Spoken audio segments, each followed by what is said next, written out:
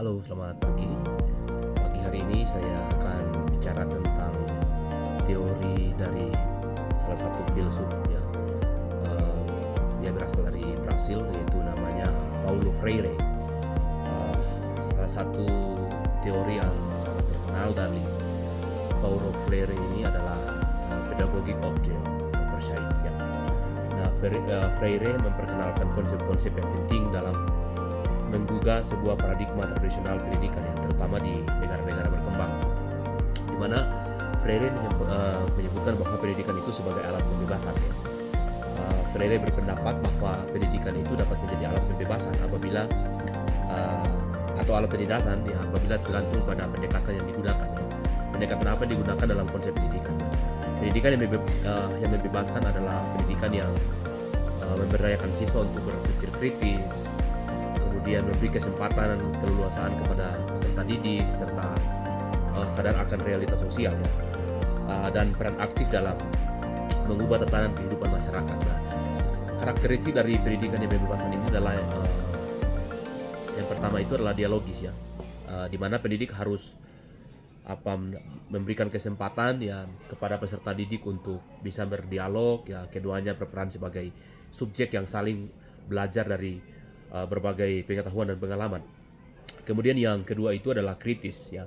Pendidikan harus mendorong peserta didik untuk memahami konsep sosial, ya, ekonomi dan politik yang mempengaruhi kehidupan mereka dalam bertindak dan mengubah kehidupan itu sendiri. Kemudian yang ketiga itu adalah partisipatif ya. Siswa tidak hanya menjadi penerima informasi, penerima pengetahuan, tidak hanya diberikan informasi-informasi yang sifatnya adalah ya informatif ya, tapi siswa diberikan kesempatan untuk berperan aktif ya, bagaimana menyampaikan pendapat serta proses pembelajaran itu menjadi sejalan ya.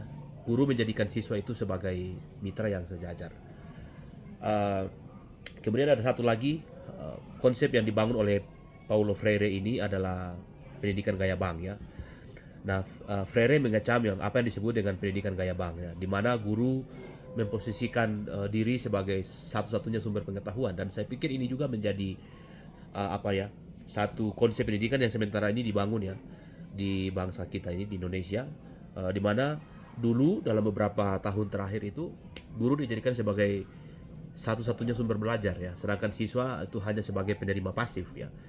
Nah, dalam pendekatan ini pengetahuan itu seolah-olah disimpan di dalam otak siswa, dan satu waktu ketika dibutuhkan maka pengetahuan itu diambil, kognisinya itu akan diaktifkan sehingga siswa dalam hal ini lebih pasif ya, tidak diberikan kesempatan untuk bagaimana mengeksplorasi pengetahuan yang telah diterima dari guru.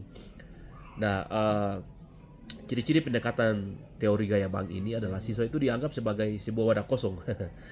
Jadi siswa datang dengan tidak ada pengetahuan ya, sehingga harus diisi oleh pengetahuan faktual yang dimiliki oleh guru, dipaksakan, dipush, sehingga seolah-olah siswa itu seakan-akan ditekan ya dengan pengetahuan-pengetahuan yang dimiliki oleh guru itu dipaksakan. Saya memberikan contoh misalnya, kemampuan peserta didik itu hanya 10 mililiter ya, tapi guru datang dengan tekanan secara psikologis yang dialami oleh siswa, sehingga mau tidak mau harus dipaksakan, harus penuh. Nah, proses belajar itu berlangsung satu arah. Jadi semuanya terfokus kepada guru sebagai sentral pengetahuan, guru sebagai sentral informasi. Peserta didik tidak diberi kesempatan untuk mengeksplorasi pengetahuan atau mengeksplorasi apa yang menjadi minat dari peserta didik itu sendiri ya. Kemudian tidak ada dialog ya. Semua kunci dialog itu ditutup ya. Sehingga tidak terjadi pertukaran informasi antara guru dan peserta didik. Kemudian pendidikan itu menjadi alat yang mempertahankan status quo ya, untuk dan menuduh siswa pada otoritas yang dimiliki oleh guru. Nah ini pendekatan teori gaya bank ini sedikit kurang tepat ya ketika kita menerapkan itu dalam konteks pendidikan hari ini ya. Pemerintah hari ini memberikan kesempatan, memberikan keleluasaan kepada guru dan peserta didik untuk bagaimana mengeksplorasi pengetahuan itu tidak hanya dalam konsep-konsep teori, tetapi bagaimana pengetahuan itu dapat difaktualkan, pengetahuan itu dapat diimplementasikan di dalam proses pembelajaran ya. Guru menjadikan peserta didik itu sebagai mitra sehingga sama-sama saling belajar, dan guru memandu peserta didik ya dalam bagaimana peserta didik itu bisa mengetahui atau bisa menjelajahi apa yang menjadi minat dan kecintaannya terhadap suatu topik pembahasan atau suatu topik materi.